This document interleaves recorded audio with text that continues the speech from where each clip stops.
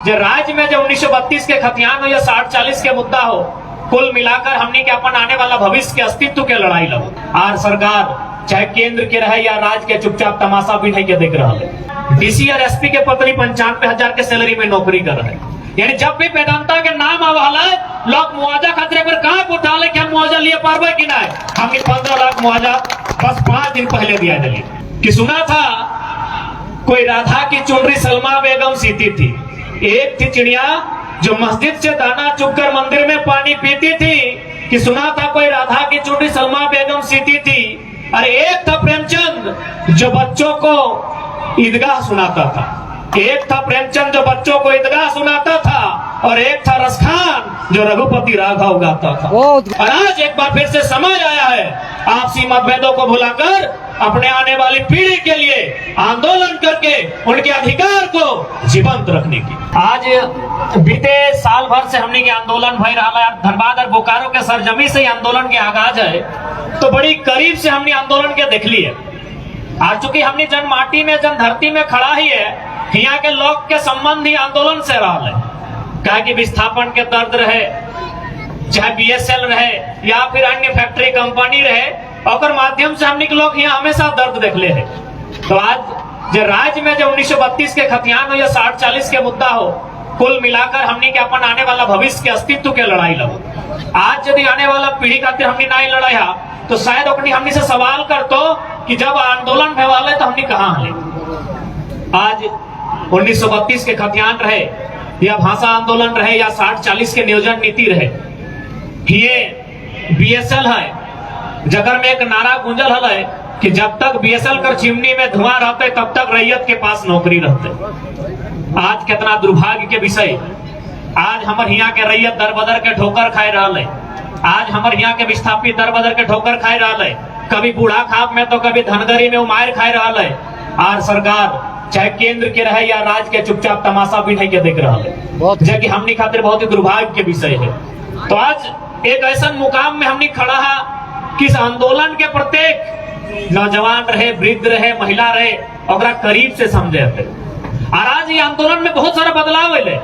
अभी हमने electro steel से वार्ता करके लिए इलेक्ट्रो स्टील और वेदांता के कोई नाम सुना है तो काय उठा है, क्या कि वह सुनने में आवे डीसी और एसपी के पत्नी 95,000 के सैलरी में नौकरी कर रहे हैं। यानी जब भी वेदांता के नाम आवाला लोग मुआवजा खातिर पर कहाँ उठा ले कि हम मुआवजा लिए पारबे कि नहीं। हमने 15 लाख मुआवजा बस 5 दिन पहले दिया दिल्ली। कहे आंदोलन से इतना जनता जागल है, ना कोई विधायक ना कोई दल के बड़ा कोई सिरमौर, खाली छात्र सब ग्रामीण सब आंदोलन करके यह वेदांता में 15 लाख के मुआवजा मृतक के नौकरी। कल अनुमंडल अस्पताल में ऐसे घटना घटल, फिर कोई एक साथी एक्सीडेंट में दुर्घटना घटल, वह भी आंदोलन कर। आज हमने फिर इलेक्ट्रो स्टील से वार्ता करके रही। और यदि हमने के यहाँ के लोग जागरूक भले तो बीएसएल से भी वार्ता भले। बहुत खूब। यदि हमने लोग जागरूक भले अपन अधिकार के समझ ले तो भले।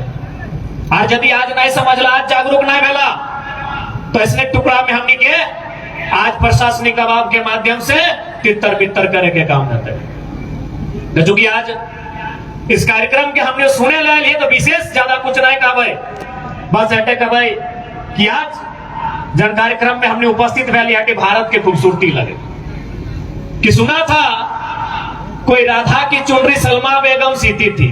एक थी चिड़िया जो मस्जिद से दाना चुगकर मंदिर में पानी पीती थी कि सुना था कोई राधा की चुनरी सलमा बेगम सीती थी। अरे एक था प्रेमचंद जो बच्चों को ईदगाह सुनाता था। एक था प्रेमचंद जो बच्चों को ईदगाह सुनाता था और एक था रसखान जो रघुपति राघव गाता था। यह हिंदुस्तान की माटी है, ये मोहब्बत का पैगाम देती है। और आज एक बार फिर से समय आया है आपसी मतभेदों को भुलाकर अपने आने वाली पीढ़ी के लिए आंदोलन करके उनके अधिकार को जीवंत रखने की।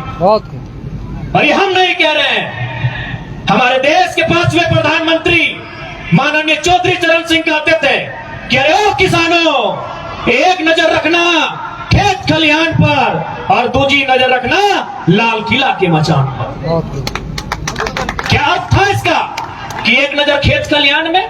इसका अर्थ था कि आज जो हम लोग गीत संगीत सुन रहे हैं, आज जो हम लोग खेती बाड़ी करते हैं, आज जो घर में मनोरंजन करते हैं, इसका तात्पर्य है कि तुम एक नजर अपनी निजी जिंदगी में रखो, घर परिवार खेत खलियान, और दूसरी नजर लाल किला के मचान। उसका आशय है राजनीति से, उसका आशय है शिक्षा से। और ये हम नहीं, आज वर्तमान में उनके इस कथन का अर्थ ही था कि एक नजर रखना लाल किला के मचान पर, नहीं तो किसानों एक दिन ऐसा आएगा, यदि कोई पूंजीपति व्यक्ति वहां प्रधानमंत्री के रूप में काबिज होगा तो उसकी नजर तुम्हारे खेतों में होगी।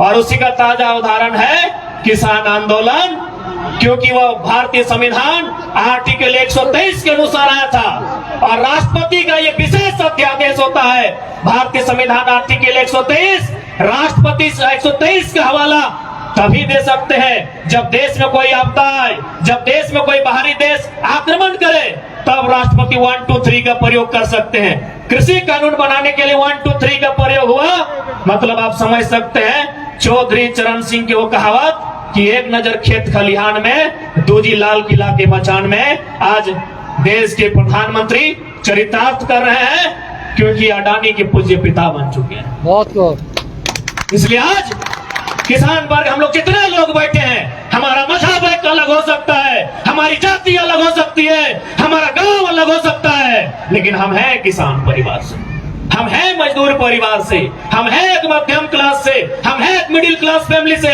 हम वही लोग हैं जिन्होंने आज वेदांता को, आज बीएसएल को जगमग करने के लिए अपनी जमीन दान देने का काम किया है, और बदले में हमें क्या मिला?